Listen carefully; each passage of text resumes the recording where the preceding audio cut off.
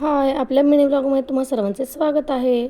रविवारी आमचा अचानक मुंबईला जायचा प्लॅन ठरला होता. हा व्हिडिओ थोडा लेट येतोय कारण का मुंबईला गेल्यानंतर ना माझा आवाज पूर्ण बसला होता.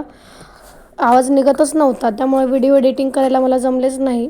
त्यामुळे मी आज व्हिडिओ एडिटिंग करून टाकते आहे. मग आम्ही इथून पहाटे 5 वाजता घरून निघालो होतो. मग आमच्या टू व्हीलरवर प्रत्येकाने आपापल्या टू व्हीलरवर घेतल्या होत्या. मग स्टेशनपर्यंत आम्ही टू व्हीलरवर गेलो. तिथं गेल्यानंतर तिकीट वगैरे काढले आणि मग ट्रेन पकडली. मग त्यानंतर आम्ही दादरमध्ये उतरलो आणि मग थोडा म्हटलं नाश्ता वगैरे करून घ्यावा, कारण का आम्ही सकाळी लवकर निघालो होतो, त्यामुळे कोणीच काही खाल्लं पिल्लं नव्हतं. मग आम्ही दादरमध्ये नाश्ता वगैरे केल्यानंतर आमची एक मैत्रीण होती, तिचं शॉप आहे म्हणून मग तिला कपडे वगैरे घ्यायचे होते, म्हणून मग आम्ही पण तिच्याबरोबर गेलो होतो. म्हणलं तिच्या निमित्ताने आमचं पण फिरणं होईल. मग तिचे शॉपसाठी आम्ही कपडे वगैरे घेतले. आमची पण थोडी कपड्यांची खरेदी केली. तो व्हिडिओ काही मी घेतला नाही आहे. त्यामुळे मग आम्ही बसमध्ये बसून मग आम्ही सिद्धिविनायकच्या दर्शनाला चाललो होतो.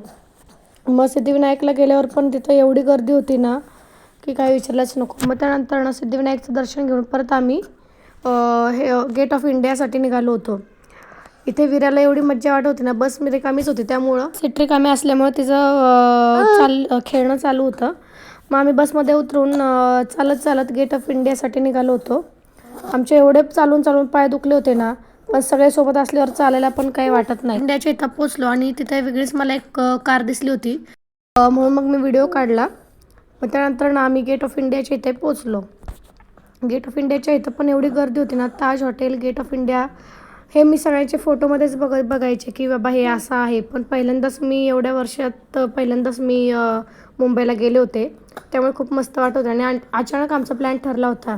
सगळे मित्रमैत्रिणी आमच्यासोबत होते, त्यामुळं आम्हाला खूप मज्जा वाटत होती. आणि कुठे जायचं म्हणलं तर सगळे सोबत पाहिजे, त्याशिवाय मज्जा येत नाही. आम्हाला जास्त काही मुंबईमध्ये फिरता आले नाही, कारण का आमच्या शॉपिंगलाच भरपूर टाईम गेला होता. दुपार झाली होती शॉपिंगसाठीच, म्हणून मग आमचं फक्त सिद्धिविनायक आणि gate of India, Taj hotel तेवढंच बघून झालं.